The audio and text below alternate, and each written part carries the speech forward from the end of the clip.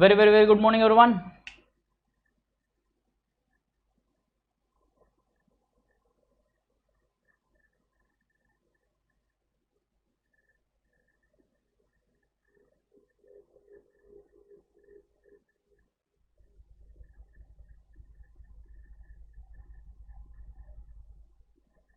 शुभ प्रभात, good morning good morning good morning.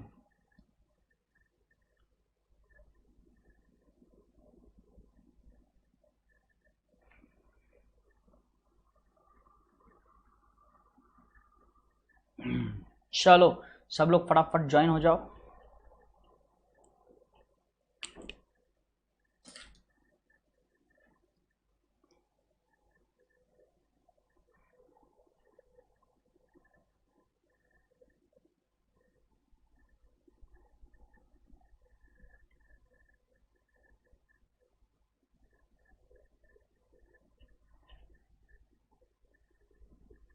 Yes, a very sweet morning everyone.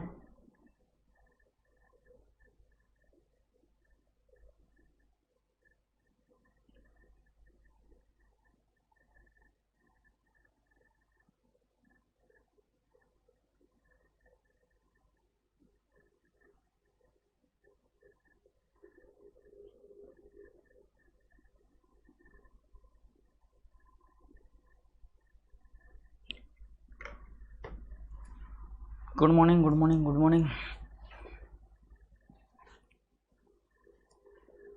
I am fine खुशी, thank you so much. चलो सब लोग आगे के फटाफट अटेंडेंस लाइक ठोको।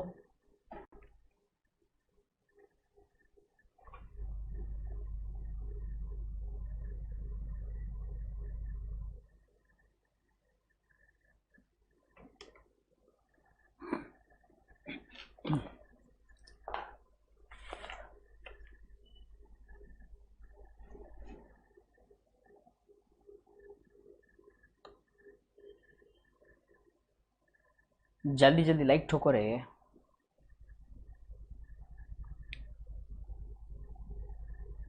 तो अपन लेक्चर स्टार्ट करते हैं।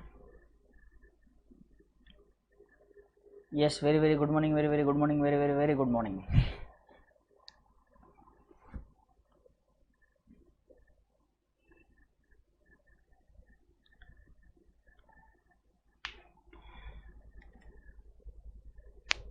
लाइक करो पहले, अरे लाइक करो जल्दी जल्दी जल्दी लाइक करो।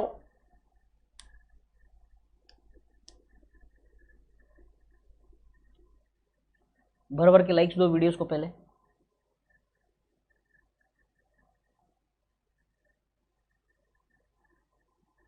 वेरी गुड वंदना,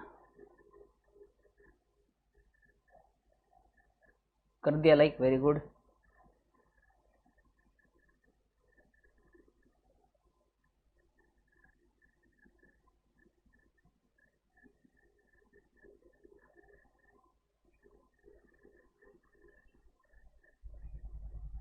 very good very good very good. चलो चलो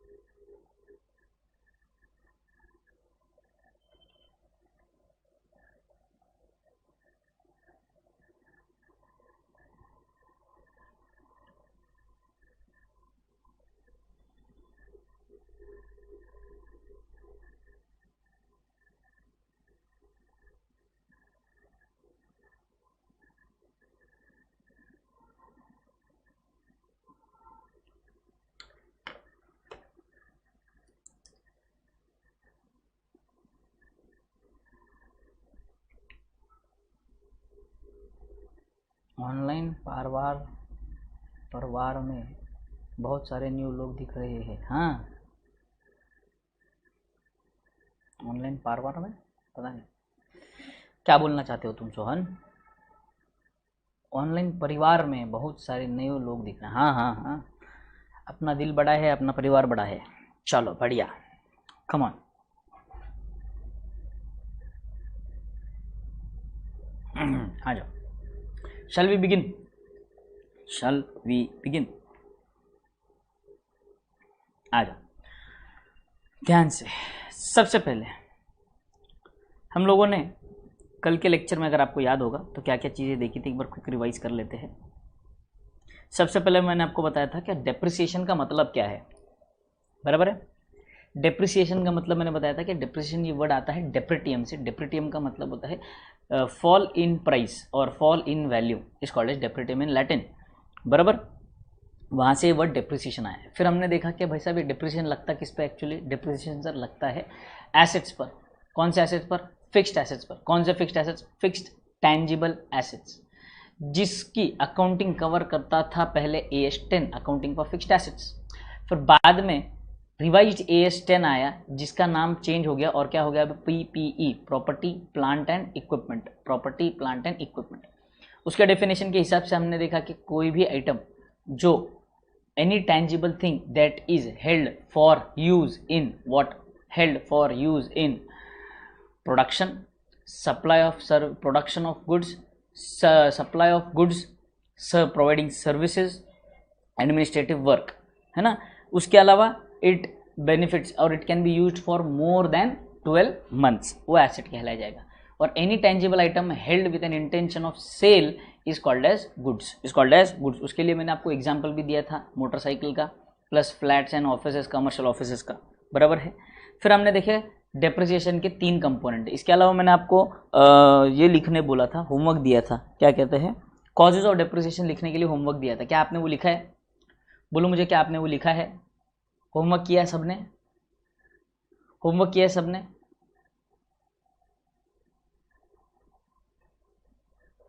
हैप्पी शिवरात्रि। अब कौन सा शिवरात्रि आज?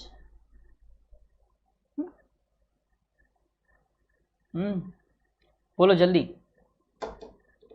होमवर्क किया है कि सबने? वो बोलो, होमवर्क किया है कि सबने? वो बोलो पहले, फटाफट आगे बढ़ता हूँ फिर। Yes sir, very good, very good, very good, very very good. Khushi, very good, very good, very very good, very good, yes, very good. Now components of depreciation देखिए हमने 3 कंपोनेंट्स है भाई साहब हमारे, cost of asset, estimated useful life, estimated scrap value और residual value, ठीक है। Cost जो होता है, कॉस्ट के कंपोनेंट में क्या क्या आता है भाई साहब? कॉस्ट के कंपोनेंट में आता है परचेज प्राइस, उसके अलावा non refundable duties and taxes, direct costs, देखो याद करो, direct cost attributable to the asset exclusively used for making the asset ready to use. Last में था कॉस्ट ऑफ डिसमेंटलिंग और रिस्टोरेशन कॉस्ट। ये चारों चीज़ें मैंने आपको डिटेल में समझा दी थी with an example, and I hope सबने अपना चेन्नई वाला मशीन का जो एग्जांपल है अपने बुक में लिख रखा है ना। चेन्नई वाला मशीन होने के बाद ये हमने थोड़ा सा वो जो वैट रिफंडेबल ड्यूटीज़ का मैंने थोड़ा सा डिस्कशन किया था, कॉन्सेप्ट के लिए था, हमें कॉन्सेप्ट समझना था, ये रिफंडेबल ड्यूटीज़ क्या होती है। वो समझ में आया है तो अच्छी बात है, नहीं भी आया है तो इतना कोई टेंशन लेने वाली बात नहीं है, दिक्कत वाली बात नहीं है, सोचने वाली बात नहीं है कि सर अब तो भूल गया हूँ मैं, फिर से लेक्चर देखना पड़ेगा। एक बार देख लो कॉन्सेप्चुअल क्लैरिटी के लिए, एग्जाम में इसके ऊपर क्वेश्चन नहीं आएगा तो उसकी चिंता करने वाली बात नहीं है, ठीक है। आगे बढ़ते हैं। फिर estimated useful life of asset, कि भाई हम लोग कितना एक्सपेक्ट कर रहे हैं कि कितने साल ये एसेट चलेगा। उसके बाद एस्टिमेटेड रेसिडुअल वैल्यू, कि उसकी लाइफ खत्म हो जाएगी तो उसको हम बेच देंगे, बेचने के बाद उसका कितना पैसा आ सकता है फ्रॉम द स्क्रैप और from the residue of the asset. बोलो यहाँ तक क्लियर? ये सारी चीज़ें हो चुकी थी। फिर मैंने आपको बताया कि भाई साहब डेप्रिसिएशन का फॉर्मूला जो है इन्हीं कंपोनेंट से बनता है। डेप्रिसिएशन का फॉर्मूला इन्हीं कंपोनेंट से बनता है, मतलब उसका फॉर्मूला क्या था? Cost of asset is equal to estimated residual value. Cost of asset minus estimated residual value is also known as depreciable value. कितना अमाउंट डेप्रिशिएट होने वाला है, टोटल जितना कॉस्ट है उसमें से हम माइनस स्क्रैप वैल्यू कर देंगे तो जितना वैल्यू बचेगा that is called as a depreciable value. Depreciable value divided by estimated useful life of asset, estimated useful life of asset. तिथि के हिसाब से शिवरात्रि, अच्छा तो ठीक है, हैप्पी शिवरात्रि एवरीवन, ठीक है, वेरी गुड। नाउ अब मैंने आपको फिर बताया था, 2 मिनट रुक जाओ बेटा, जो नए हैं चिंता करने वाली बात नहीं है, मैं आपके साथ अलग से डिस्कशन करने वाला हूं, ध्यान से सुनो। इतना एक बार कंप्लीट कर लूँ, ये लास्ट कॉन्सेप्ट है, फिर मैं आपको बताता हूँ, ठीक है। Okay, now understand. कॉस्ट हम क्या करते हैं, डेप्रिसिएशन का मतलब क्या है? जितना हमारा कॉस्ट आता है एसेट का, जितना हमारा कॉस्ट बनने वाला है, that cost is bifurcated, spreaded और amortized over the life of asset, amortized over the life of asset। मतलब हम क्या करने की कोशिश कर रहे हैं, जितना टोटल खर्चा है, हमारा एक्सपेक्टेशन है कि ये एसेट 5 साल चलेगा, तो उसका कॉस्ट हम 5 साल पे बाइफरकेट कर देते हैं। This is due to the matching concept. और मैचिंग कंसेप्ट कहता है कि जिस पीरियड का एक्सपेंस है उसी पीरियड में रिकॉर्ड करो, जिस पीरियड का इनकम है उसी पीरियड में रिकॉर्ड करो, और उस रिस्पेक्टिव पीरियड के एक्सपेंसेस और इनकम्स को मैच करो ताकि आपको आपका रिजल्ट मिले। तो मैचिंग कंसेप्ट 3 तरह की मैचिंग बताता है। एक्सपेंसेस को उसके पीरियड के साथ मैच करना है, इनकम को उसके पीरियड के साथ मैच करना है, और उस पर्टिकुलर पीरियड में जितने एक्सपेंसेस और इनकम्स हुए हैं उनको भी मैच करना है। क्लियर है यहां तक सबको? इकोनॉमिक्स का क्लास तो रात में होता है ना बेटे, 9 बजे। ठीक है, बढ़िया। Now coming back, listen. जो नए बच्चे ज्वाइन हुए हैं वो लोग ध्यान से सुनेंगे यहाँ पर। सर जो नए बच्चे थे उनके व्हाट्सएप पे मैसेजेस थे मुझे, सर हमारा पिछला बैकलॉग चल रहा है। नंबर 1 पहला क्वेश्चन था उनका बैकलॉग वाला, क्या हमारा पिछला बचा है वो कैसे कवर होगा। दूसरा, नोटबुक का क्या करें सर, बराबर है, नोटबुक का क्या करें।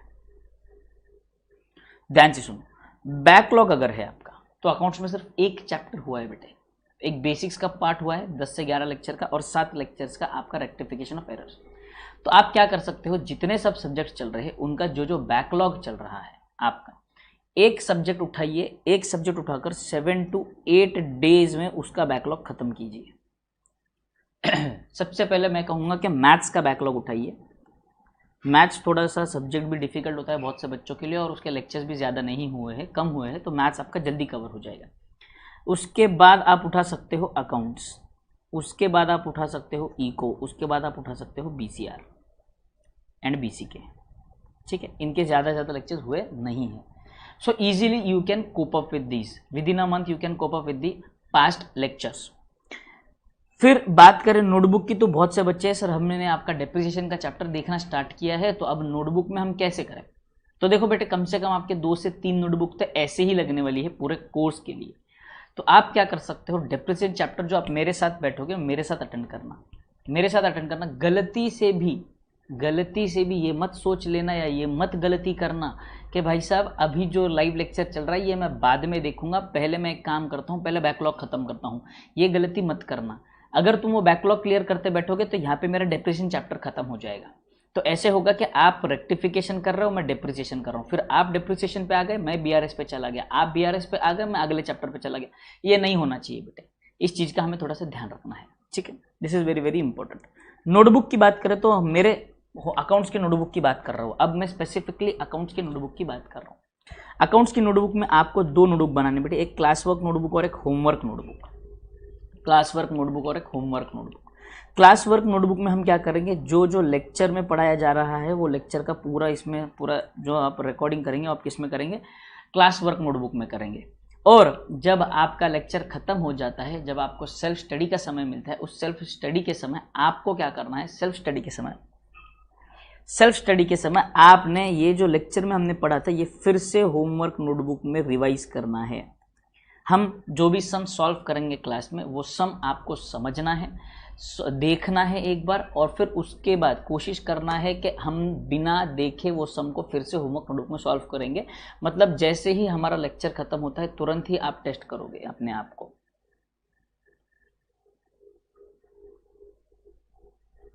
क्लियर यहां तक?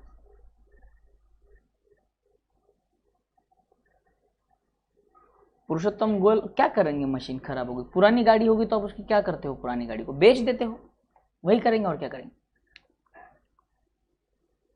स्टॉक पे भी अप्लाई होगा, यस स्टॉक पे भी अप्लाई होता है। सोल प्रोप्राइटर फाइनल अकाउंट्स में मैं आपको क्लोजिंग स्टॉक का कंसेप्ट बताऊंगा जहां पर आपको मैचिंग कंसेप्ट आता है। क्लियर है? ओके, क्लियर यहां तक एवरीबॉडी?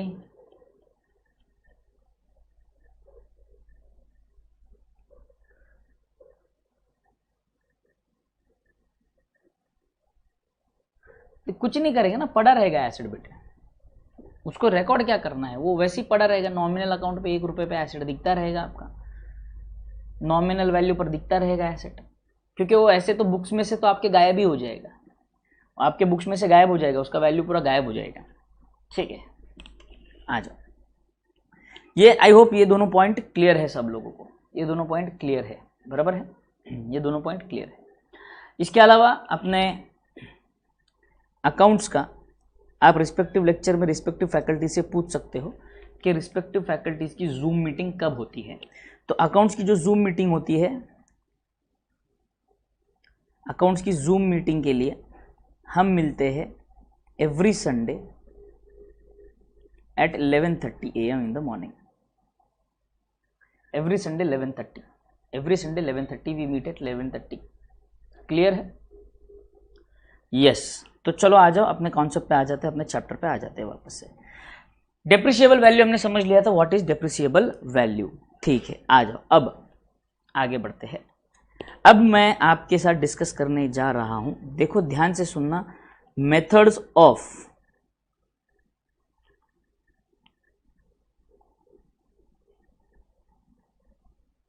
Calculating depreciation. ये बहुत बहुत बहुत ज़्यादा इंपॉर्टेंट है बेटे, समझना, इसके अंदर कंफ्यूजन बहुत होता है बच्चों को। Calculating depreciation, method for calculating depreciation, depreciation कितना लगना चाहिए, डेप्रिसिएशन कितना लगना चाहिए, ये कैलकुलेट करना है आपको। इसके लिए अलग अलग मेथड्स है बेटे, इसके लिए अलग अलग मेथड्स है। कैलकुलेट कितना करना चाहिए यानी कि क्या कि भाई साहब मेथड ऑफ कैलकुलेटिंग डेप्रिसिएशन का मतलब क्या कि अमाउंट, भाई इस साल मुझे डेप्रिसिएशन कितना चार्ज करना है या एवरी ईयर मुझे डेप्रिसिएशन कितना चार्ज करना है, ये पता कर रहा हूं मैं यहाँ पर। ठीक है, बच्चा कंफ्यूज हो जाता है। इसके बाद मैं एक और चीज डिस्कस करने वाला हूँ आपको, आपके साथ, जिसको कहते हैं methods of accounting for depreciation. Depreciation को बुक्स में रिकॉर्ड करने के भी दो तरीके हैं। डेप्रिसिएशन को कैलकुलेट करने के तरीके अलग है और डेप्रिसिएशन को रिकॉर्ड करने के तरीके अलग है। ये दो अलग अलग चीजें हैं, दो भिन्न भिन्न चीजें हैं बेटे।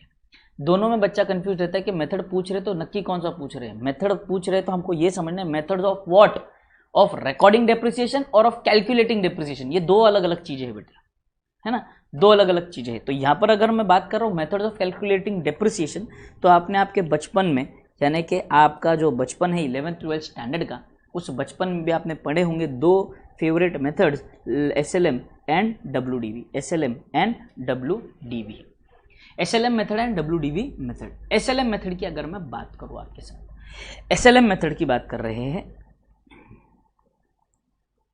SLM मेथड की अगर हम बात करें तो ध्यान से सुनेंगे सब लोग। SLM में एग्जाम्पल के साथ लूंगा मैं, ठीक है। मान के चलते हैं कि भाई साहब original cost of asset is 100 and 100, original cost of asset is 100 and 100। अब इसके ऊपर मान के चलते हैं हम डेप्रिसिएशन लगाने वाले हैं, depreciation at the rate of 10%, depreciation at the rate of 10%, ठीक है। 10% डिप्रिसिएशन लगेगा तो यहाँ पर 10% 10 रुपये कटेगा, 90 रुपये बचेगा एसेट का वैल्यू। यहाँ पे 10 रुपये कटेगा, 90 रुपये बचेगा एसेट का वैल्यू। यहाँ तक आई होप क्लियर है सबको, बराबर है। पहली चीज, ये पहला साल था, 10% मैंने कैलकुलेट कर लिया। हमेशा याद रखना हमको, जो डिप्रिसिएशन चार्ज होता है वो एनुअल चार्ज होता है, एनुअल रेट पर डिप्रिसिएशन लगता है बेटा, हमें ध्यान से समझना है, ठीक, ध्यान से समझो। Original cost depreciation eight 10% per annum. तो 10% रेट ऑफ डेप्रिसिएशन हमने डेप्रिसिएशन लगाया, तो आप कहेंगे कि सर दोनों मेथड में तो सेम ही दिख रहा है, तो फर्क कहाँ पड़ा? संयम रखो, सब बताऊंगा। हमारे साईं बाबा ने कहा है श्रद्धा और सबूरी, तो श्रद्धा रखो, भरोसा रखो और सब्र करो। Depreciation eight 10%। उसके बाद ये जो 90 की वैल्यू बची है बेटे, इसको हम कहते हैं return down value, for which short form is WDV, for which the short form is WDV। यहां तक क्लियर सबको? ध्यान से सुनो। अब ओरिजिनल कॉस्ट डेप्रिसिएशन माइनस करेंगे, जो बचेगा वैल्यू, उसको हम कहते हैं WDV। WDV का मतलब है written down value, the value that has been written down, the value that has been written down, WDV। WDV से कहते हैं। WDV का दूसरा नाम है बुक वैल्यू। WDV का दूसरा नाम क्या है? बुक वैल्यू, यानी कि बुक में आपने डेप्रिशिएट करने के बाद एसेट कितने में दिखाया है, उसे कहते हैं बुक वैल्यू या WDV भी कहते हैं, ठीक है। अब फिर से नेक्स्ट ईयर, ये था ईयर 1, ईयर 1 डेप्रिसिएशन एट 10%। अब आते हैं ईयर 2 डेप्रिसिएशन एट 10% अगेन। अगर फिर से 10% अगर मैं चार्ज करूंगा तो यहाँ पर SLM है, यहाँ पर डेप्रिसिएशन लगेगा 10 रुपये जो हो गया 80। यहाँ पर फिर से डेप्रिसिएशन लगेगा 9 रुपये जो हुआ कितना 81। कितना हुआ 81। ये आ गया आपका again WDV at the end of second year, at the end of second year. ठीक है, फिर आप थर्ड ईयर का डिप्रिसिएशन लगाएंगे। ईयर 3 डिप्रिसिएशन एट 10%, यहाँ पर 8, यहाँ पर 10। सर ये क्या झोल कर रहे हो आप, समझाता हूँ, संयम रखो। यहाँ पर आ गया 70, यहाँ पर आ जाएगा कितना 81 minus 8, 73। Okay, so this will be called as WDV at the end of third year, at the end of third year। तो देखो WDV at the end of first year and beginning of second year will be same, end of second year beginning of third year will be same, end of third year beginning of fourth year will be same, क्योंकि जो closing balance होता है अगले दिन वही आपका opening balance होने वाला है। यहाँ तक समझ में आया क्या? बोलो, शांति मत रखो, सबर रखो, सबर सबूरी। अरे ठरकी सोहन, बेशरम इंसान है, इधर ध्यान दो। अब बात अगर आप समझेंगे तो यहां पर जब मैं डिप्रिसिएशन चार्ज कर रहा हूं तो ये जो 10% है, this is 10% of original cost, again this is 10% of original cost and again this is 10% of original cost. But WDV की अगर बात करूं तो पहले साल the depreciation is on original cost, in the second year the depreciation is on WDV, again it is on the WDV।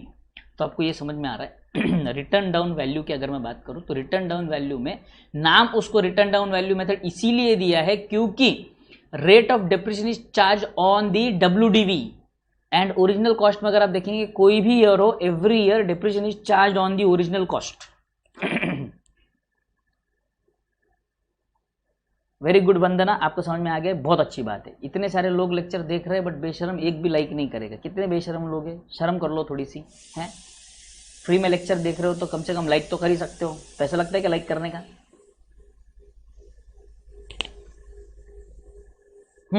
Done, everybody done till here? ये copy करो फटाफट सब लोग, फिर इसमें मेरे साथ आपको लिखना है कुछ। I'll grab some water for me।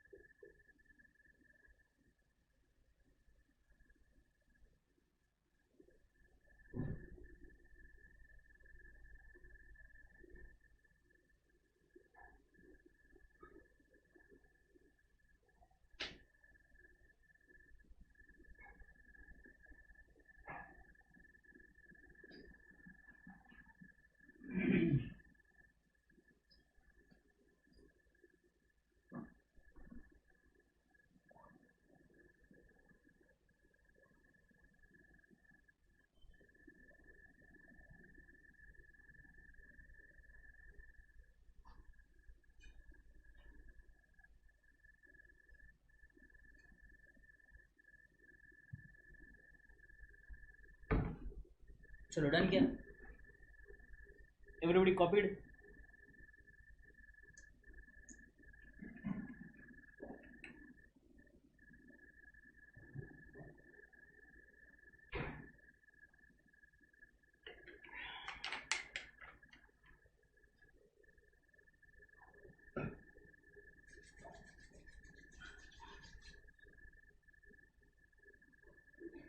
ऐसा नहीं है कि अप्रोप्रिएट मेथड इज WDV।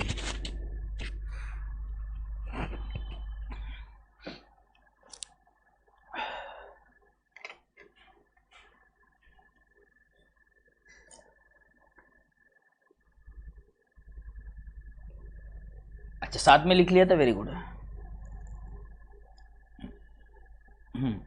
ठीक है,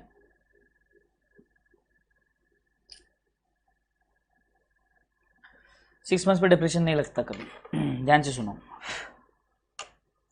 सारी चीजें लिखूंगा, चिंता मत करो। एसएलएम की अगर हम बात करें, अब ध्यान से सुनो, यहां पर इसके बारे में हम चर्चा कर रहे हैं अब, ठीक है। Depreciation is always calculated as a percentage of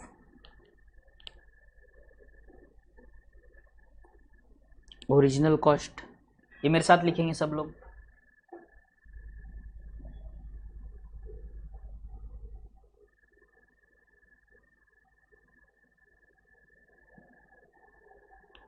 यहां पर मैं लिखूंगा depreciation is always calculated as a percentage of written down value।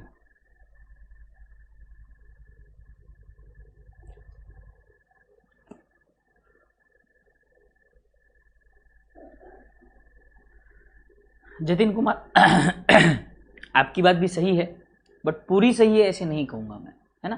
उसमें कॉन्सेप्ट आगे समझेंगे ना, चिंता मत करो, चिंता मत करो, समझेंगे हम उसमें आगे कॉन्सेप्ट, है। ओके, यहां तक आगे सब लोग।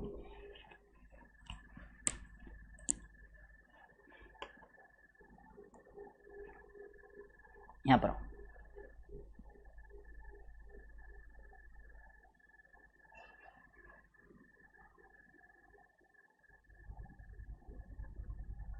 under this method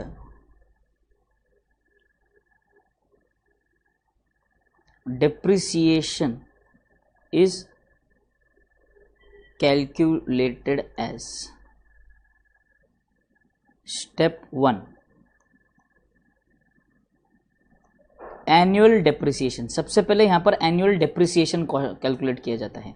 हाउ रे, cost minus estimated residual value upon estimated life। step 2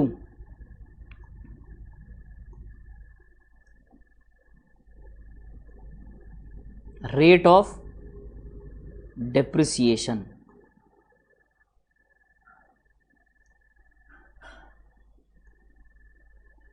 annual depreciation upon original cost into 100। ठीक है,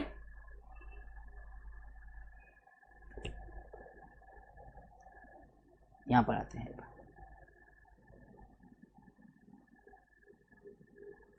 under this method depreciation is calculated as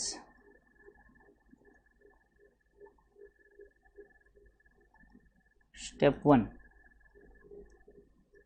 rate of depreciation। यहां पर पहले डेप्रिसिएशन का रेट कैलकुलेट किया जाता है। कैसे? 1 minus nth root of 1 minus nth root of estimated residual value upon cost। n stands for useful life। and then step 2 depreciation is equal to, पहला साल होगा तो कॉस्ट, उसका अगला साल होगा तो WDV into rate.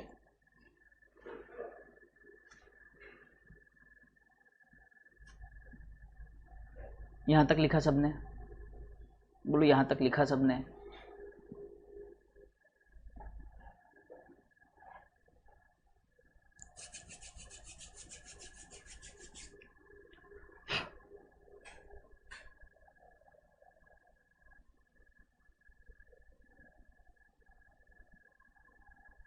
Everybody with me, tell me that.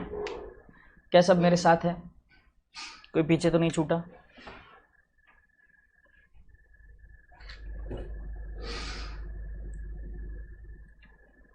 Is everybody with me?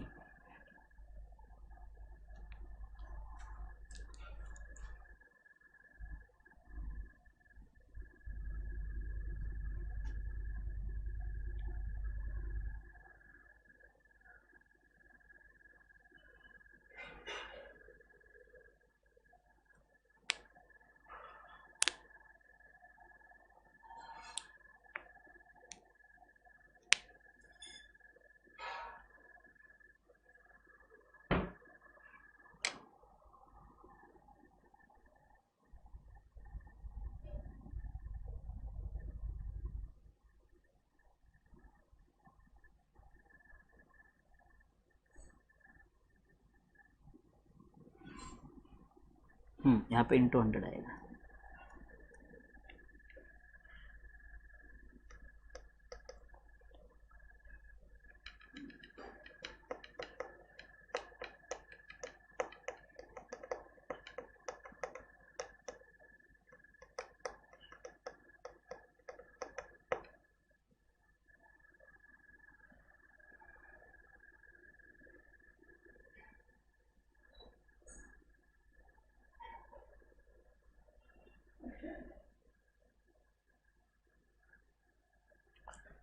Tax department में कोई डेट ऑफ डिप्रिसिएशन नहीं देता भाई साहब।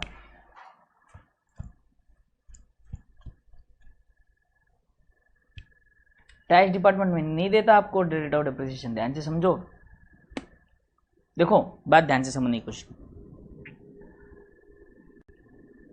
Accounting laws and company laws के हिसाब से आपकी अकाउंटिंग होती है, ठीक है। इनकम टैक्स एक्ट के हिसाब से आपका टैक्स कैलकुलेट होता है। तो इसके हिसाब से जो प्रॉफिट कैलकुलेट होता है और इसके हिसाब से जो प्रॉफिट कैलकुलेट होता है, दोनों डिफर करते हैं, दोनों अलग अलग वैल्यूज़ पे अलग अलग बेसिस पर चलते हैं। तो सर ऐसे तो इस प्रॉफिट पर टैक्स अलग आएगा, इस प्रॉफिट पर टैक्स अलग आएगा, तो टैक्स किस पे भरना है हमें? हम इस प्रॉफिट पर टैक्स भरते हैं। और इन दोनों प्रॉफिट में डिफरेंस आने के बहुत सारे रीजंस होते हैं, ठीक है, बहुत सारे रीजंस आते हैं। और डिफरेंस आने के जो रीजंस है उसके बेसिस पर डिसाइड होता है कि DTA आने वाला है या DTL आने वाला है, डेफर्ड टैक्स एसेट और डेफर्ड टैक्स लाइबिलिटी। ये इंटरमीडिएट का कंसेप्ट है, ES 22। अभी इनकम टैक्स को बीच में मत लाओ, जितना मैं बोल रहा हूँ उतना ही समझो। इनकम टैक्स वैल्यू नहीं देता है आपके अकाउंटिंग के लिए, income tax rate of depreciation नहीं देगा। Rate of depreciation income tax देता है, rate of depreciation income tax देता है for calculation of profit as per income tax laws के लिए। उसकी बुक्स में अकाउंटिंग नहीं होती। हाँ, कुछ कुछ लोग ऐसे होते हैं कि ये और वो दो अलग अलग क्यों फॉलो करना, इसलिए चुपचाप इनकम टैक्स का अकाउंट रेट उठा लेते हैं, ठीक है। कंप्लीट है यहाँ तक सबको? वेरी गुड, यहाँ तक सबका कंप्लीट है। आगे बढ़ते हैं।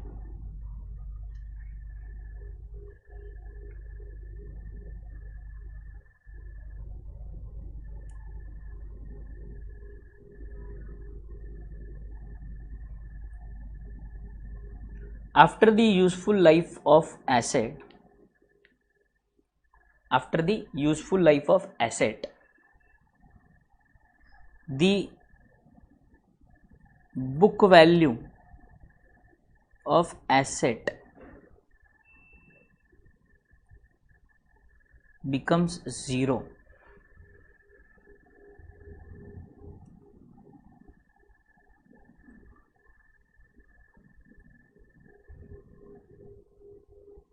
The book value of asset under WDV never becomes zero, ठीक है। सर ये नहीं समझा। देखो यहाँ पे मान के चलो आपका 1 लाख का एसेट है, आपने 5 साल पे बाइफर्केट कर दिया, ठीक है, 5 साल पे आपने बाइफर्केट किया, 20 20 20 20 और 20, 20 माइनस होगा 80, 20 माइनस होगा 60, 20 माइनस होगा 40, 40 20 माइनस होगा 20, 20 माइनस 20 0, SLM 0 हो गया। बट WDV 0 कैसे होगा सर? क्योंकि अगर आपका 10 रुपये का भी एसेट है -10%, 1 रुपये का भी एसेट है तो -10%, वो 0.9 होगा, वापस -10%, 0.00 होगा, तो वो 0 पॉइंट कुछ तो रहता ही रहता है, वो खत्म ही नहीं होता जब तक आप एसेट ना बेचो, तो वो चलता ही रहेगा ऐसे। तो समझ में आ रहा है क्या? बेसिकली उतना कोई खेलता नहीं है छोटे छोटे अमाउंट में, वो राइट ऑफ कर दिया जाता है जब छोटा वैल्यू आता है, बट बोलने वाली बात है जो दोनों में डिफरेंस है। Another very very important point, ध्यान से सुनो, under this method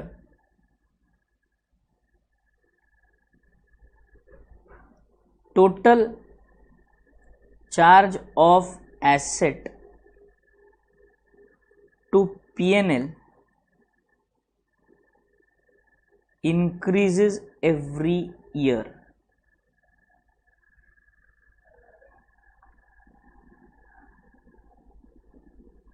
Under this method, total charge of asset to P&L is uniform.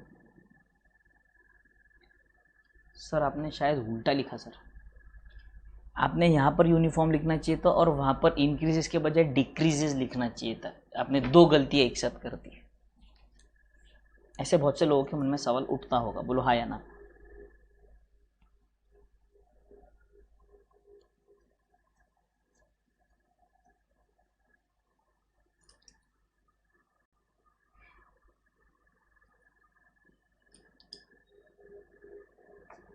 बोलो यहाँ तक done?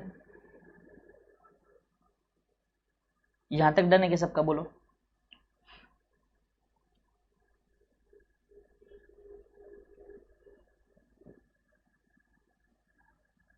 Everybody done till here? Yes, very good. अब ये समझते हैं कॉन्सेप्ट, 4th वाला कॉन्सेप्ट जो मैंने लिखा है। मान के चलो आपका एसेट है, इसका कॉस्ट है 1 लाख रुपीज़। कॉस्ट कितना है? 1 लाख रुपीज़।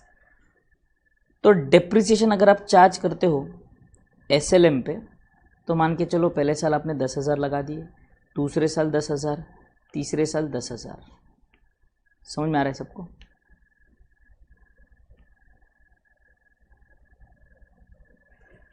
आपका इसके ऊपर रिपेयर्स का खर्चा होता है। कितने का खर्चा होता है? रिपेयर्स का खर्चा होता है, ठीक है। पहले साल यहाँ पर वही चीज़, अगर यहाँ पर देखो फिर से कॉस्ट लिखो, अगर मैं 1 लाख यहाँ पर लिखता हूँ ईयर, डेप्रिसिएशन अंडर WDV की अगर मैं बात करूँ, पहले साल 10,000, दूसरे साल 9,000, तीसरे साल 8,000, ऐसे जाएगा, डेप्रिसिएशन कम होता जाएगा, इसीलिए return down value. SLM straight line method इसलिए बोला जाता है क्योंकि हर साल कांस्टेंट है, ग्राफ पे अगर आप प्लॉट करोगे तो स्ट्रेट लाइन आएगी डेप्रिसिएशन की, ठीक है। रिपेयर्स के खर्चे की अगर बात करें तो देखो भाई साहब, पहला साल है नील, पहले साल में रिपेयर्स का खर्चा है ही नहीं, ठीक है, बढ़िया। अगले साल मशीन थोड़ी सी पुरानी हो गई है तो रिपेयर्स का खर्चा आएगा 1,000 रुपये, 1,000 रुपया। अब मशीन और पुरानी हो गई तो अब खर्चा आएगा 2,000 रुपया, 2,000 रुपया, बराबर है। ये 3 साल का अगर टोटल आपके मशीन के ऊपर खर्चा जो हुआ है, जो खर्चा है जो P&L में जाने वाला है, वो देखो क्या है, डेप्रिसिएशन और रिपेयर्स दोनों है। तो यहाँ पर पहले साल आपका P&L में गया 10,000, दूसरे साल गया 11,000, तीसरे साल गया 12,000। यहाँ पर अगर हम देखेंगे तो यहाँ पर पहले साल गया 10,000, दूसरे साल गया 10,000, तीसरे साल भी गया 10,000। आई ला मेरे अकल, बोलो समझा क्या? तो मैंने क्या लिखवाया था आप देखो, total charge of asset to P&L। तो WDV मेथड में हर साल एसेट का जो चार्ज है, पूरा चार्ज जो पीएनएल को जाने वाला है वो अप्रोक्सीमेटली यूनिफॉर्म होता है, मतलब एग्जैक्टली सेम नहीं होता है, बट अंदाजे से मतलब उतना ही होता है कि डेप्रिसिएशन कम होता जा रहा है बट रिपेयर्स का खर्चा बढ़ता जा रहा है। डेप्रिसिएशन कम होता जा रहा है, रिपेयर्स का खर्चा बढ़ता जा रहा है, क्योंकि जितना एसेट पुराना होगा रिपेयर्स का खर्चा उतना ज़्यादा आएगा ना भाई साहब, सीधी बात है। यहाँ तक क्लियर है सबको? जतिन को क्या हो गया?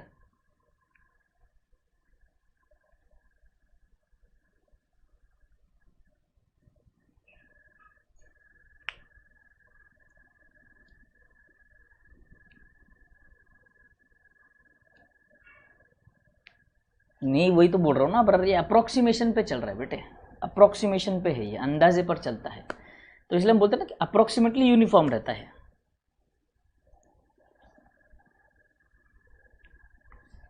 बोलो डन है यहाँ तक? यहाँ तक एवरीबॉडी क्लियर? यहाँ तक सबको कॉन्सेप्ट समझ में आ गया है क्या? आई होप सबको कॉन्सेप्ट क्लियर है। यहाँ तक आगे बढ़ रहा हूँ मैं।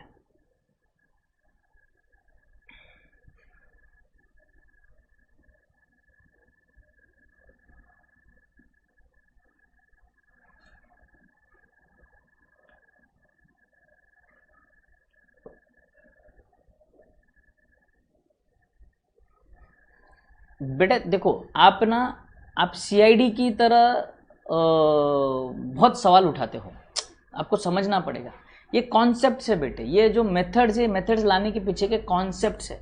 आप ऐसे आप अगर किसी एसिड को पढ़े जबरदस्ती करो, नहीं सर इस साल मैं खर्चा ही नहीं करूंगा, ऐसे नहीं होता बेटा। बड़े बड़े कॉर्पोरेट कंपनीज में, कॉर्पोरेट एंटिटीज में बहुत चीज़ों का बारीकी से ध्यान दिया जाता है। हमने कभी उतनी बारीकी देखी नहीं है, उतनी छोटी चीज़ें देखी नहीं, उतने माइक्रो लेवल पर हमने काम देखा नहीं है। आप ऐसे जिद नहीं पकड़ सकते कि सर मैं खर्चा ही नहीं करूंगा इस साल, अगर खर्चा नहीं हुआ तो। बेटे अप्रोक्सीमेशन की बात है ना, अप्रोक्सीमेशन की बात है, क्योंकि अगर आप मान लो 2 साल तक अगर उसके ऊपर रिपेयर्स का खर्चा नहीं करोगे तो तीसरे साल उसका बड़ा रिपेयर्स का खर्चा निकलेगा। समय समय पर उसके आपके गाड़ी की जो ऑयलिंग ग्रीसिंग है अगर आप करते रहेंगे तो आपको समझ में आएगा, हर 3 महीने में जब भी आप जाते हो तो उसकी ग्रीसिंग होती रहती है। तो इस साल गाड़ी हर महीने का, हर 2 महीने 3 महीने का जो सर्विसिंग खर्चा उतना ही निकलता है।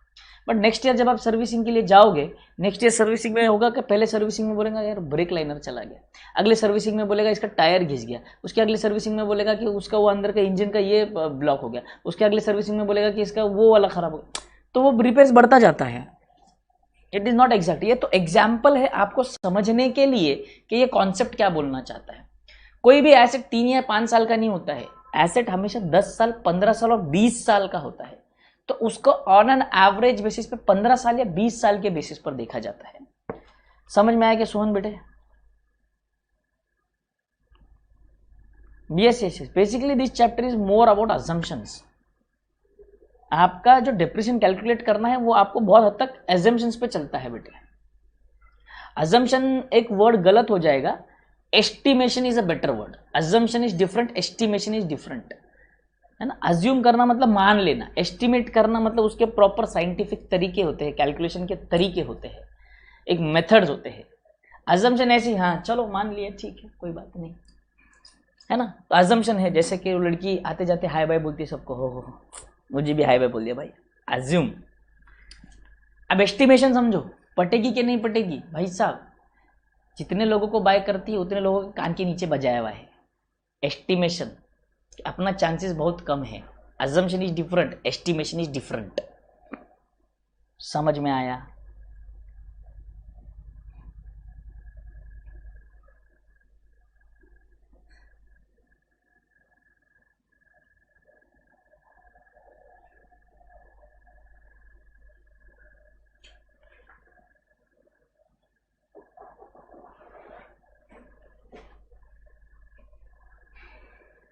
वेरी गुड, चलो वेरी गुड।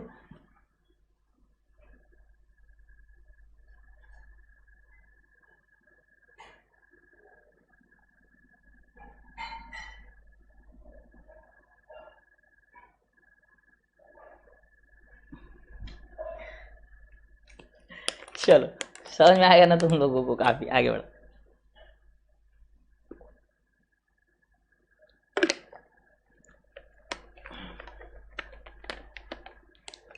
तो समझ में आ गया सबको?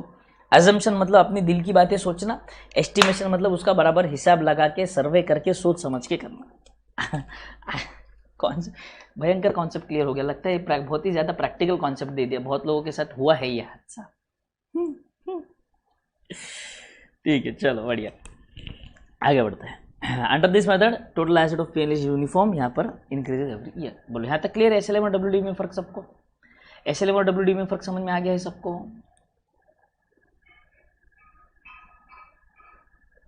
एसएलएम डब्ल्यूडी में फर्क समझ में आ गया है कि सबको? बोलो जल्दी।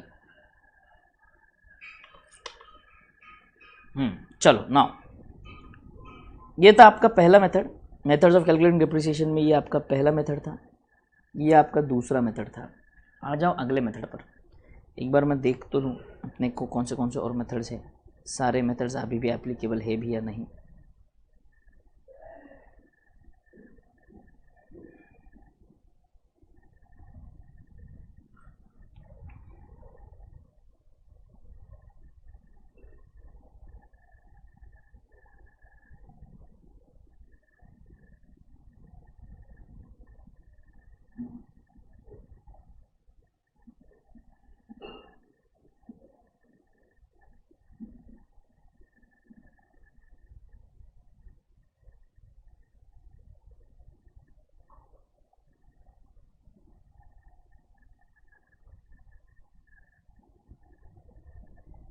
आ जाओ अगले मेथड पे चलते हैं। मेथड नंबर 2 हो गया, नंबर 3।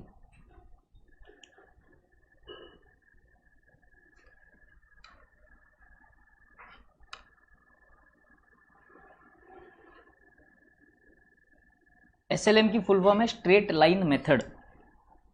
स्ट्रेट, एक काम करते हैं यहीं पर लिख देते हैं।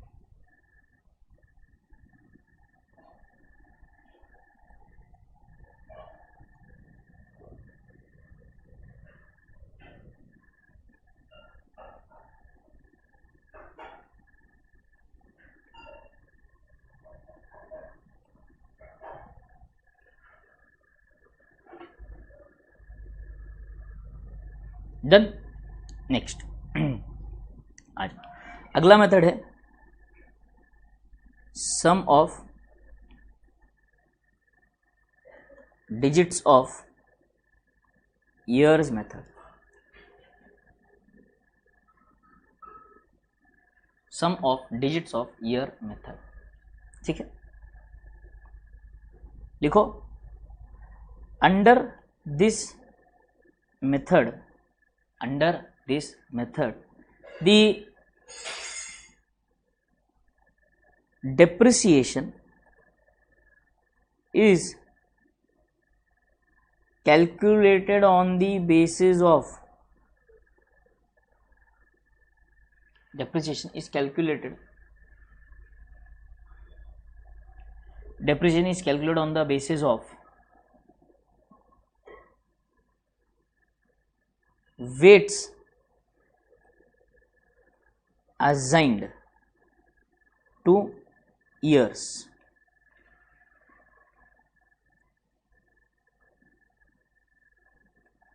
Weights are assigned on the assumption that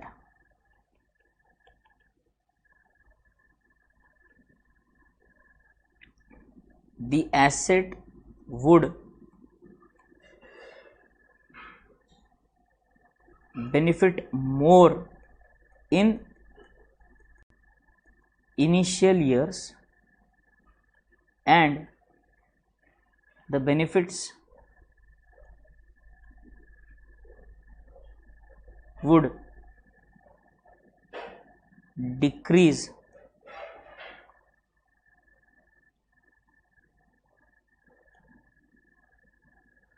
gradually every year.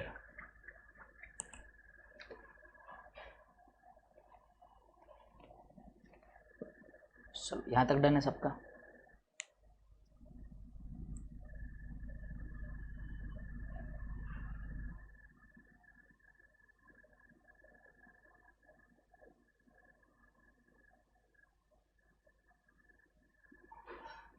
ये लिख लिया सबने? अब देखो होता यूँ है कि मान के चलो कॉस्ट है,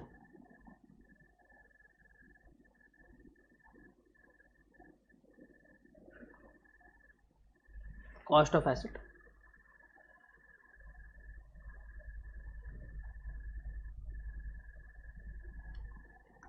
₹1,00,000,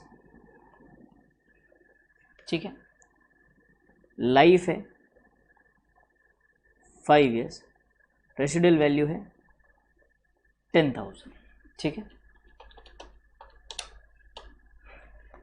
ध्यान से सुनो, यहाँ पर जब डिप्रेशन कैलकुलेट करने की बारी आती है तो कैलकुलेट कैसे होता है। ईयर कितना साल बोला है, 5 साल, 1 2 3 4 5, 5 साल, ठीक है।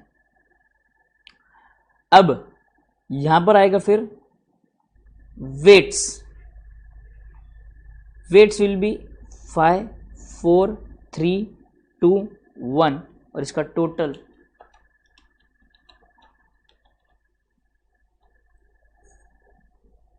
15, पूरे वेट्स का टोटल आया कितना, 15।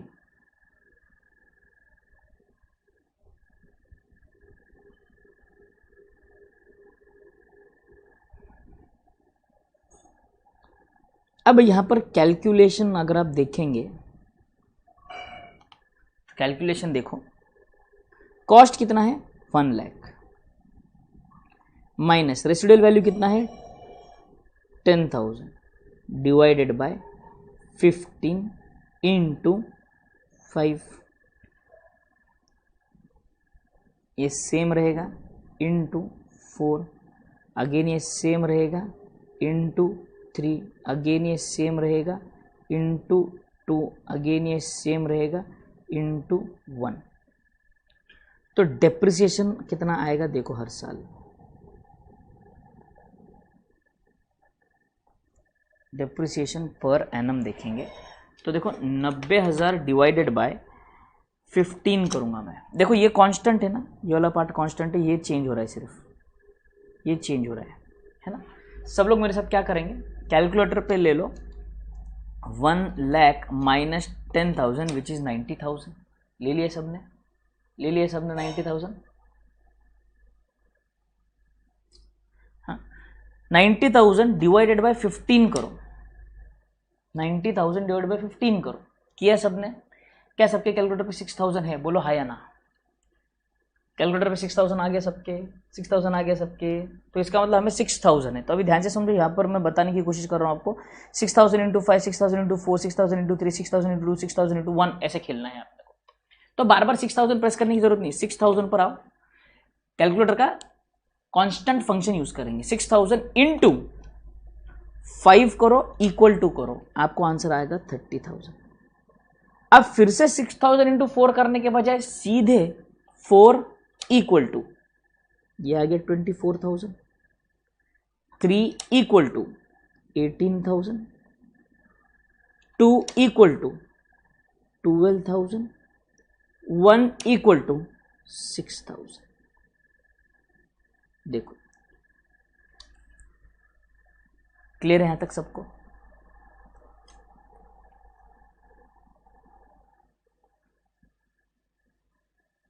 बोलो यहां तक क्लियर है सबको? तो आपका डेप्रिसिएशन का फॉर्मूला पता है क्या बनता है?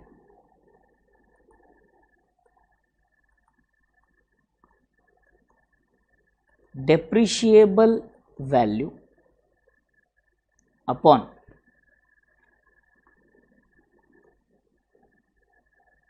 Total of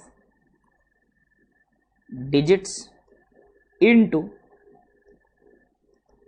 digit of year. देखो जो डिजिट है, ये वेट्स जो मैंने लिखा है ना, actually this is not weights, this is digit, हमने डिजिट असाइन किया है ईयर्स को। समझ में आया? ये आप मैथ्स में सीखोगे, मैथ्स में आप सीखने वाले हो, कांकरिया सर से पढ़ेंगे ना आप, तो आपको सीखेंगे तब आप वेट्स का एक कॉन्सेप्ट समझेंगे। वहाँ पे वेटेड एवरेज मीन आता है, सिंपल मीन आता है, वगैरह वगैरह जो चीज़ें होती है उसके अंदर स्टैटिस्टिक्स वाले पार्ट में, ठीक है, वहाँ पे आपको समझ में आएगा वेट्स का झंझट। तो depreciation, depreciable value, total digit, digits of year, clear है तक सबको?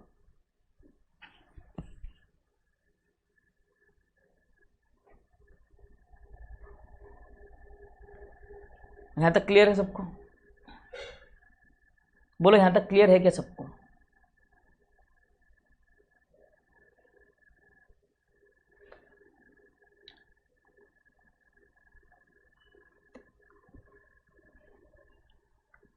डन ना? सम ऑफ डिजिट्स मेथड थोड़ा सा लेमन टर्म में अपने को याद रहेगा, ऐसे समझाया मैंने आपको। तो एक बार इसका सिर्फ यहाँ पर आ जाओ।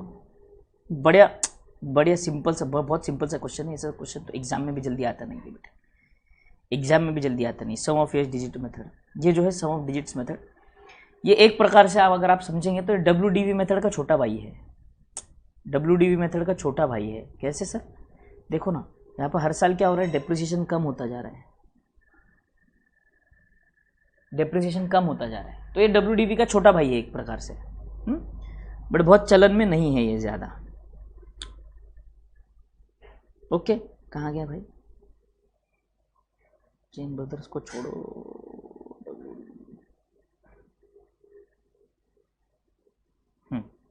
ये रहा सम ऑफ एच डिजिट मेथड का एक्सप्लेनेशन इन्होंने दे रखा है। ये हमको लिखना है, इसके ऊपर थियरी क्वेश्चन आ सकता है। देखो, it is a variation of reducing balance method. Reducing balance method, annual depreciation is calculated by multiplying the original cost of the asset less its estimated scrap value by the fraction represented by number of years of remaining life of asset upon total of all digits of the life of asset. Simple, ठीक है। तो इसके अपने तरीके best है, समझ में नहीं आता है तो कोई बात नहीं, दिक्कत नहीं है, उसके ऊपर क्वेश्चन आता नहीं है एग्जाम में। मैं आपको बड़ा ही सिंपल तरीका बता दिया है उसका, ठीक है। अगला आगे बढ़ते हैं। इसके ऊपर तो आप बुक में क्वेश्चन भी नहीं मिलेगा आपको इसके ऊपर, फिर भी मैंने एक एग्जांपल खड़ा कर दिया आपके लिए समझने के लिए। अगले मेथड पे आते हैं। अगले 3 मेथड साथ में लिखना है एक ही नोटबुक में। अगर आपके पास पेज खत्म हो गया होगा, आधा पेज होगा, तो आप नेक्स्ट पेज पे आ जाओ, नेक्स्ट पेज पे आ जाओ, फ्रेश गर्मा गर्म पेज पे आ जाओ। वहां पर मेथड नंबर हमें लिखना है 4, 5, 6, ठीक है।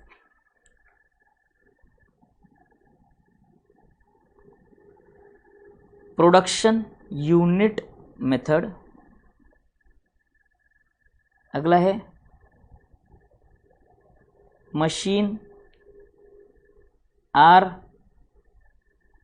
मेथड, और उसके बाद है 6th वाला डिप्लीशन मेथड। सर ये तीनों एक साथ क्यों करवा रहे हो आप? उसके पीछे कारण है, सुनो, ठीक है, ध्यान से सुनो। अब प्रोडक्शन यूनिट मेथड लिखेंगे मेरे साथ, पूरा पेज लगने वाला है, इसलिए बोल रहा हूं नए पेज पे जाना, याद रहेगा, वरना ये आधा यहां पर आधा वहां पर दिक्कत हो जाएगी।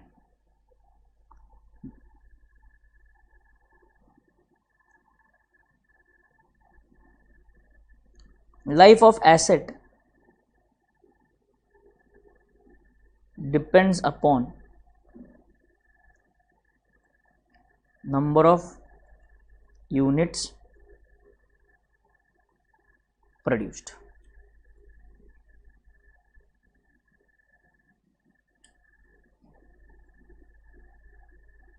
इसके अंदर life of asset depends upon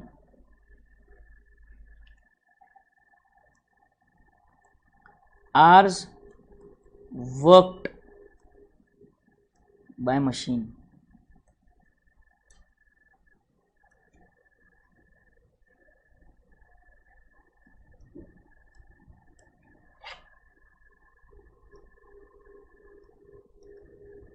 life of asset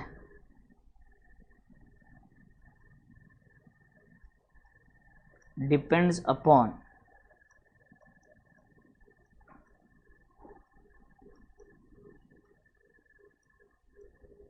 availability of natural resources।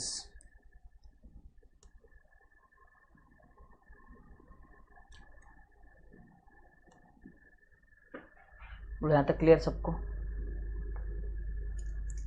Natural resources. Example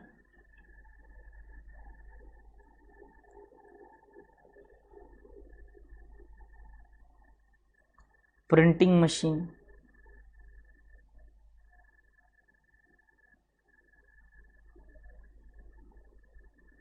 vehicle tyres, इधर एग्जाम्पल लिखो, प्रोजेक्टर्स, यहां पर एग्जाम्पल लिखो, वेस्टिंग एसेट्स लाइक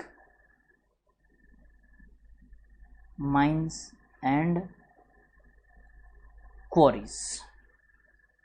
इतना कॉपी करो जल्दी, समझाता हूं मैं।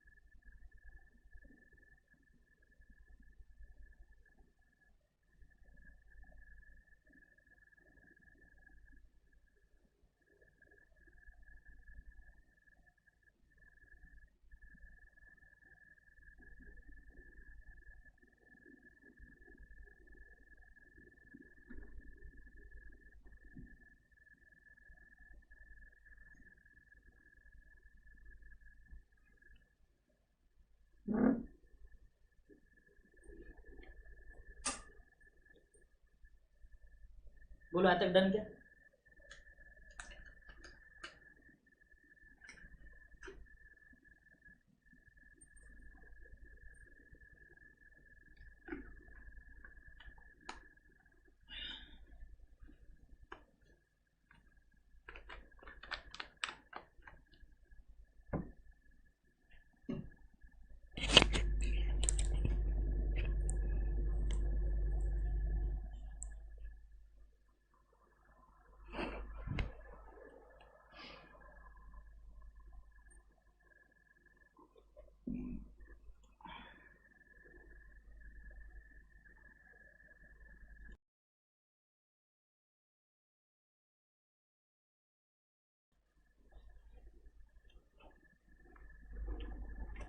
चलो आगे बढ़े क्या? ये लिख लिया सबने?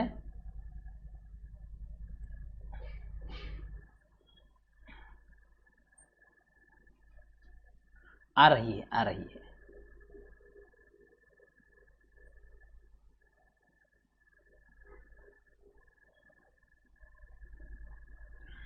ठीक है। माइंस एंड क्वारीज, क्वारीज का मतलब खदान। भरत जाधव राहिला कुठे रे बाळा तू? 9:45 तक क्लास चलेगी बेटे।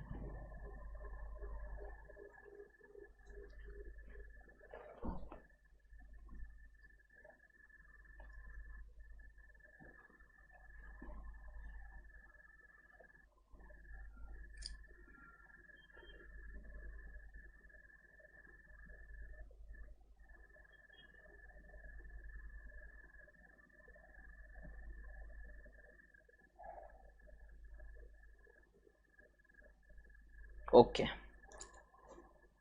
ठीक है, चलो यहां से आगे बढ़ते हैं। यहाँ पर अब डिप्रेशन कैलकुलेट करने का तरीका जो है ये बात ध्यान से समझेंगे। अभी यहाँ पे जो प्रिंटिंग मशीन है, व्हीकल टायर्स लिखे हैं हमने, तो देखो ये कुछ कुछ एसेट्स ऐसे होते हैं जो जिसकी लाइफ जो है वो डिपेंड करती है प्रोडक्शन यूनिट्स पर। प्रोडक्शन यूनिट्स पर का मतलब क्या? अब जैसे फॉर एग्जांपल कि भाई कोई प्रिंटर है, कोई प्रिंटर यानी कि अपने घर में ऑफिस में जो प्रिंटर होते हैं वैसे प्रिंटर की नहीं बात करो, जो पेपर बनाने का काम करते हैं। प्रिंट मशीन्स होती है, पेपर कटिंग मशीन से पेपर बनाने वाली मशीन्स की अगर मैं बात करूँ तो बोलेगा कि भाई साहब ये जो मशीन है ये आपको 2 टन पेपर बना कर देगा और मर जाएगा। 2 टन पेपर बना के देगा और मर जाएगा। उसकी लाइफ उतनी ही है, वो उतना ही बना सकता है, खत्म। समझ में आ रहा है सबको?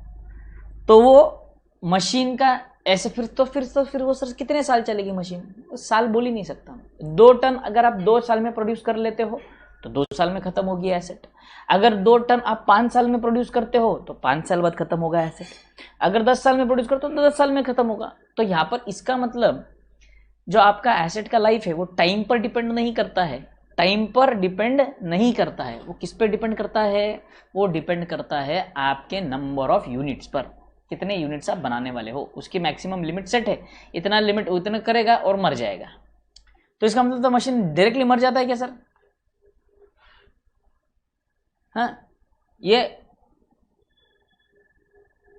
विवेक साहू, लगता है आप बहुत ज़्यादा जल्दबाजी में हो, गड़बड़ी में हो।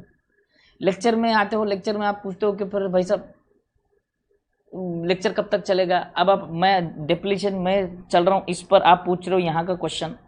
संयम रखो, सब बताऊंगा। गड़बड़ अगर है तो आप आराम से क्या कर लो, आपका जो भी काम रहेगा हाथ में का वो काम खत्म कर लो। और काम खत्म करने के बाद ये लेक्चर तो है ही अवेलेबल यूट्यूब पर बाद में, तो तब आप ये लेक्चर फास्ट फॉरवर्ड मोड पर देख लेना चाहिए। तो 1.5 के 1.25 1.5 1.2 1.75 जो स्पीड पे देखना चाहते हो वो स्पीड पे आप देख सकते हो। 2 महीने में किया है तो सर गुलनाज खातून आपके क्या कहने, आपने जो सवाल पूछा है जबरदस्त, बट थोड़ा प्रैक्टिकलिटी भी तो सोचो। कैसे कर रहे हो आप? कैसे इतना काम? 2 टन किसको कहते हैं मालूम बेटा? 2 टन, 1 टन का मतलब होता है 1000 किलो। इतना प्रोडक्शन 2 दिन में कैसे कैसे होएगा 2 महीने में? प्रोसेस नाम का भी चीज होता है कि नहीं होता है? देखो ऐसी ऐसी बातें करते हो यार आप। है, बी रीजनेबल मैन।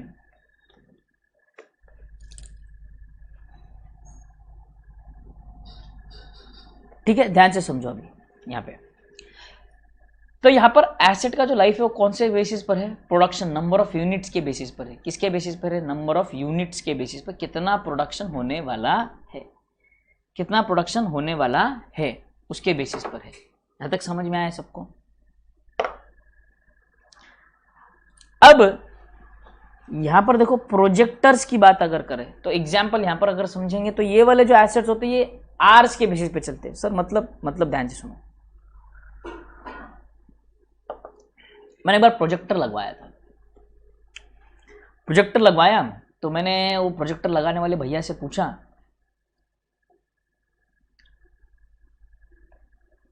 कि भैया प्रोजेक्टर कितना साल चलेगा? तो भैया ने बोला सर 15,000 घंटे। उसने कहा कि सर प्रोजेक्टर के अंदर ना एक लैंप होता है, एक लैंप है, एक ऐसा लैंप आता था जो रोशनी फेंकता था लेंस के ऊपर, और उसमें वो लेंस लगा रहता था तो लेंस के ऊपर ये लाइट फेंकता था। ठीक है, ये जो लैंप है ना सर ये इंपॉर्टेंट है, इसकी लाइफ 15,000 घंटे की है। समझ में आ रहा है सबको? तो मतलब आपकी जो बाइक है, मान के चलो फॉर एग्जांपल आपकी जो बाइक है उसमें मेन पार्ट जैसा इंजन होता है वैसे प्रोजेक्टर में एक लैंप होता है, वो उसका मेन पार्ट होता है। बाकी तो पूरा ढांचा है, सपोर्टिंग रोल प्ले कर रहा है। Very important part is that lamp and the second important part is that lens. ये 2 चीजें इंपॉर्टेंट है। तो यहां पर अगर मैं आपको कहूं तो प्रोजेक्टर जो है इसका लाइफ डिसाइड हुआ किस पे? आर्स पे। 1 साल में अगर आप 15,000 घंटे प्रोजेक्टर ऑन रखते हो तो खत्म हो जाएगा। समझ में आ रहा है? जैसे यहां पर अभी मैंने आपको प्रिंटिंग मशीन का बताया, टायर के बारे में बताना रह गया। आप अगर टायर, गाड़ी का टायर अगर चेंज करने जाते हो, टायर चेंज करते हो तो उसको आप पूछते हो कि भाई साहब टायर कितने महीने में चेंज करना चाहिए, कितने सालों में चेंज करना चाहिए? वो बोलेगा भैया टायर महीनों में नहीं, 3,000 किलोमीटर के बाद आपको चेंज करना चाहिए। कितने किलोमीटर के बाद? 3,000 किलोमीटर के बाद। सर हम अगर ना चेंज करें तो आपके साथ एक्सीडेंट का खतरा बढ़ जाता है बेटे। एक्सीडेंट का खतरा बढ़ जाता है। क्यों सर? क्योंकि आपका टायर टकला हो जाता है। मालूम है सबको? जो आपका टायर होता है, जो टायर के अंदर वो ऐसे ऐसे ऐसे ये मार्क्स बने होते हैं,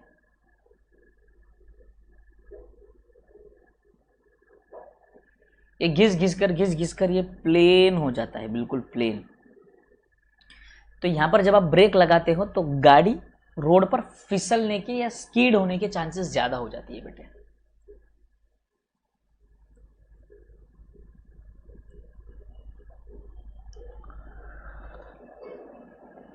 बोलो क्लियर है यहाँ तक? मधुर बेटे क्या कैलकुलेशन लगाया है आपने, एक साल में इतने घंटे होते उतने घंटे होते? अरे बावले, प्रोजेक्टर क्या दिन रात 24 घंटा चलाता है क्या दिन में?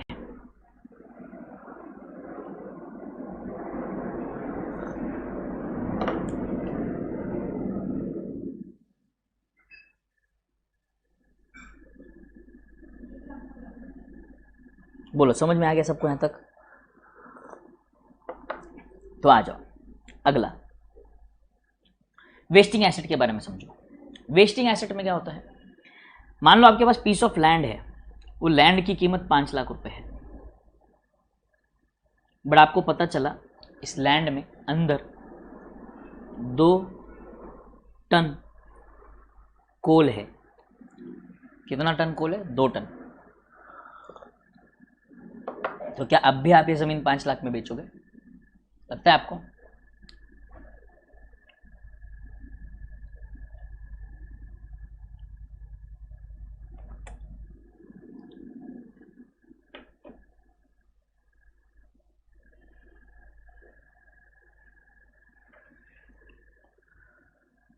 बेचेंगे आप 5 लाख में? बोलो।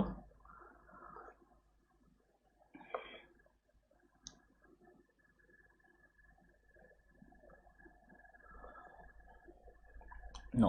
क्यों सर? क्योंकि अब इसकी वैल्यू ज्यादा हो गई है। कौन से बेसिस पर? कोल के बेसिस पर। तो उसका वैल्यू जो जज होने वाला है वो कोल के बेसिस पे, जो अवेलेबल रिसोर्स है उसके बेसिस पर। आयरन ओर है, गोल्ड माइन है, केजीएफ है अपना।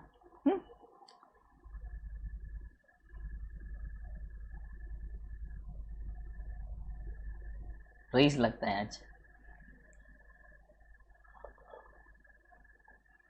क्लियर यहां तक सबको? आज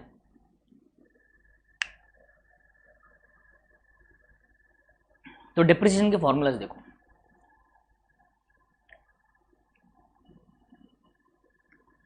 cost minus residual value upon estimated total production into actual production during the year।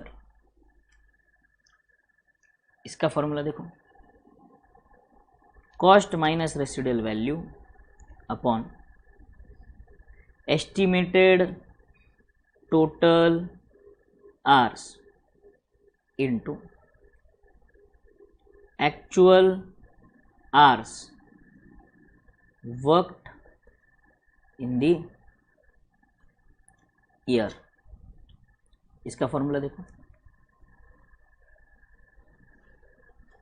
Cost minus residual value upon estimated total extraction into actual extraction during year. अब समझ में आया आपको कि मैंने ये तीनों साथ में क्यों लिखवाया?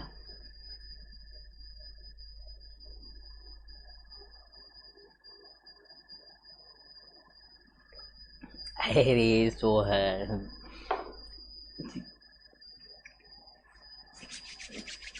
कल से बताऊंगा। जब भी चाय मंगवाऊंगा ना तो मैं बोलूंगा चाय मंगवाने जा रहा हूं।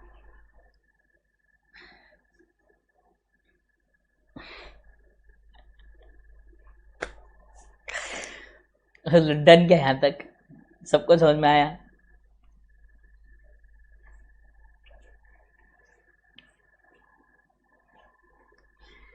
बोलो तीनों कॉन्सेप्ट समझ में आ गए सबको?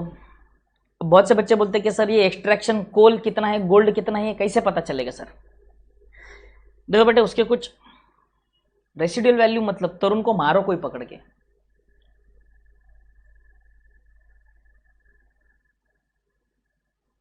उसको सही में पकड़ के कोई मारो,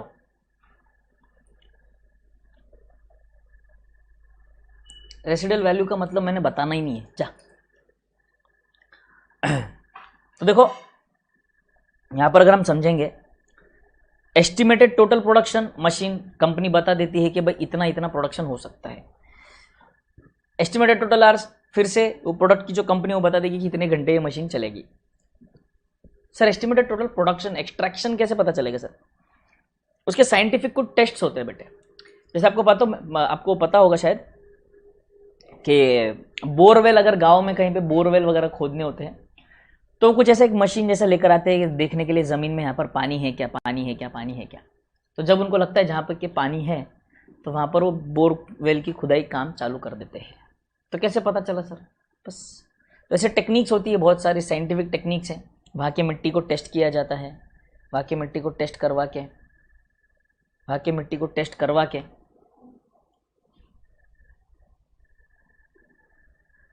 देखो मधुर ने मारा उसको, कैसे मारे पूछते हैं।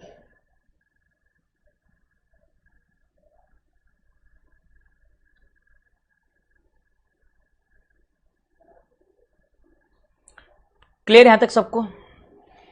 तो वो टेस्ट वगैरह होते हैं, साइंटिफिक टेस्ट जो होते हैं, वो टेस्ट अगर आप करवाते हो तो आपको एक अप्रोक्सीमेट अंदाजा आ जाता है कि कितना टन गोल्ड होगा या कितना टन कोल होगा या जो भी होगा कितना है। क्लियर यहां तक? बोलो एवरीबॉडी डन यहां तक? ऋषि श्रीवास्तव का कहना डेप्रिसिएशन स्ट्रॉन्ग, वेरी गुड ऋषि, पॉइंट पकड़ा है आपने। अरे बेशरम तरुण इंसान है, कल ही बताया मैंने चीख चीख के, रेसिडुअल वैल्यू का मतलब स्क्रैप वैल्यू। एसिड का लाइफ खत्म होने के बाद जब एसिड बेच देते हो तो क्या है, उसके ऊपर अपनी चर्चा हुई है, अलग से लिखवाया है estimated useful life, estimated scrap value और एस्टिमेटेड रेसिडुअल वैल्यू। बेशरम इंसान।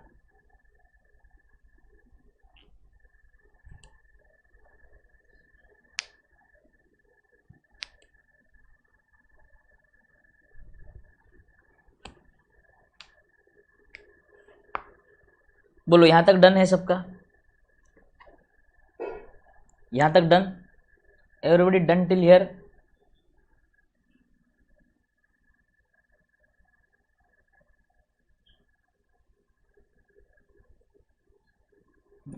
आ जाओ।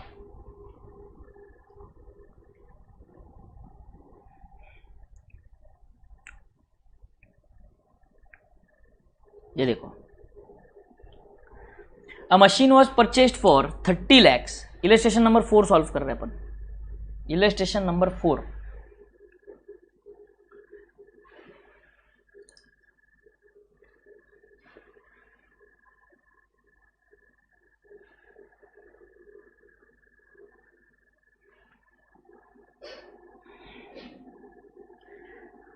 $30 lakhs having an estimated total working hours of 24,000 hours. The scrap value is expected to be 2 lakhs and the anticipated pattern of distribution of effective hours is as follows.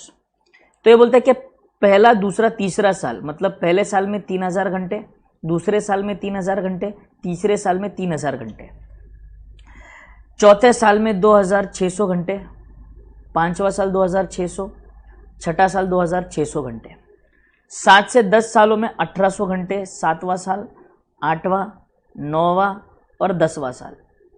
ये समझ में आया? ये pattern है use का, उस asset के use का।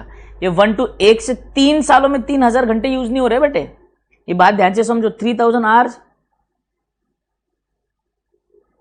पर ईयर, पहले 3 साल में 3000 पर ईयर, मतलब 3 3 3 ऐसे। तो ध्यान से समझो।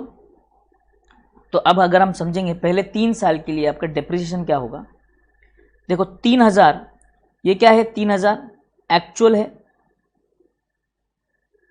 ये एस्टिमेटेड टोटल है, और ये आपका कॉस्ट माइनस आरवी है, बराबर है।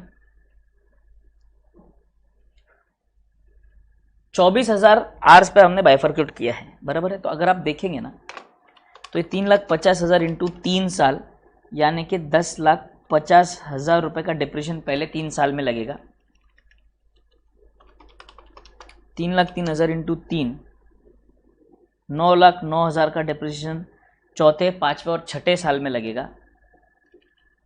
और 2,10,000 7 8 9 10 4 साल इंटू 4 8,40,000। तो देखो कितना होता है 10,50,000 प्लस 9,09,000 प्लस 8,40,000।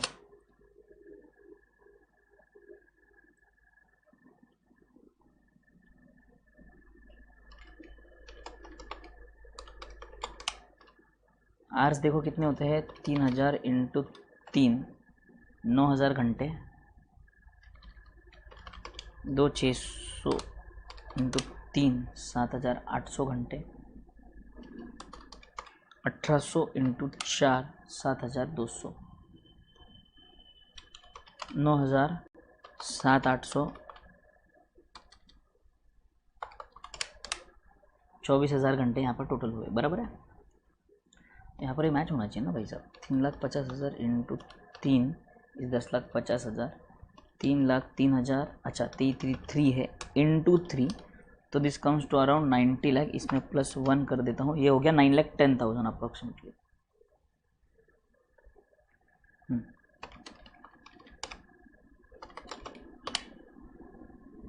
28 लाख। देखो मैच कर गया क्या? 30 लाख माइनस 28 लैक्स। बोलो ये समझ में आया सबको? बोलो समझ में आया ये सबको?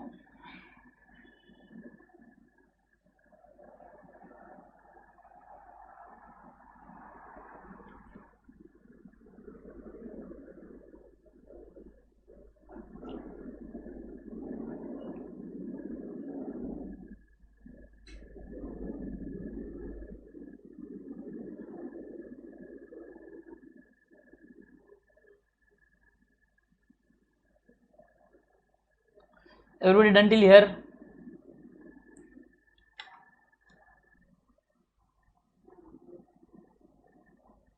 Illustration number 5 is your homework. Illustration number 6 is also your homework. Same formula पे चल रहा है इसीलिए होमवर्क दिया है। डाउट आएगा कल हम सॉल्व करेंगे, ठीक है? So today we are done with methods for calculation of depreciation. We are done with what? Methods for calculation of depreciation. कल के लेक्चर में हम देखने जाने वाले हैं methods for accounting for depreciation. Method for accounting for depreciation. Methods for accounting for depreciation is very very important, जिसमें बहुत बार बच्चा कंफ्यूज होता है, उसको समझ में ही नहीं आता है कि चल क्या रहा है। आगे चल के आपके इंटरमीडिएट लेवल पर भी बहुत सारे चैप्टर्स में इस कॉन्सेप्ट का जिक्र आने वाला है। तो it is a humble request to everyone, tomorrow's lecture, please tomorrow's lecture do not miss. कल के लेक्चर में मैं दोनों अकाउंटिंग के तरीके बताऊंगा, उसके ऊपर मैं अपने मन से जो अपना बना हुआ एग्जाम्पल है वो लूंगा, उसके बेसिस पर आपको दोनों की अकाउंटिंग समझाऊंगा। तो कल का लेक्चर बहुत बहुत बहुत बहुत ही ज़्यादा इम्पोर्टेंट लेक्चर है बेटे, बिल्कुल मिस करना नहीं है। कल का लेक्चर बहुत ज़्यादा इम्पोर्टेंट होने वाला है, ठीक है? जो नए बच्चे हैं बेटे, आपके पास जब समय मिलता है, संडेज़ को बहुत हद तक लेक्चर्स कुछ लेक्चर्स होते नहीं हैं, आपको संडेज़ को लेक्चर मिलता है तो कोशिश कीजिए उस दिन 2 से 3 लेक्चर देख के बैकलॉग ख़त्म करें। 2 से 3 दिन के लेक्चर देख के बैकलॉग ख़त्म करें। जूम मीटिंग जितने भी टीचर्स ले रहे हैं पर्सनली आपके साथ, वो आप ज़रूर अटेंड करें। कोशिश ये कर रहे हैं कि हम लोग रोज़ लाइव लेक्चर अटेंड करें ताकि हमारा बैकलॉग ना रहे और साथ ही साथ आपके डाउट्स भी क्लियर हो जाए। क्लियर है? नहीं, कल नहीं है टेस्ट, मैं बताता हूँ आपको। मैं मैडम से आज बात करूँगा, मैडम से बात करके आपको बता दूंगा, ठीक है? तो कल के लेक्चर में मैं आपको टेस्ट का अनाउंसमेंट भी कर दूंगा। सर रेक्टिफिकेशन का टेस्ट कब रहेगा वो भी मैं आपको अनाउंस कर दूंगा, है ना? तो तब तक के लिए everyone, we'll be meeting tomorrow at the same time at 8 o'clock. Till then everyone, thank you, take care, bye bye, enjoy. Do not forget to like the video, share with your friends and do comment after the lecture. Bye bye everyone.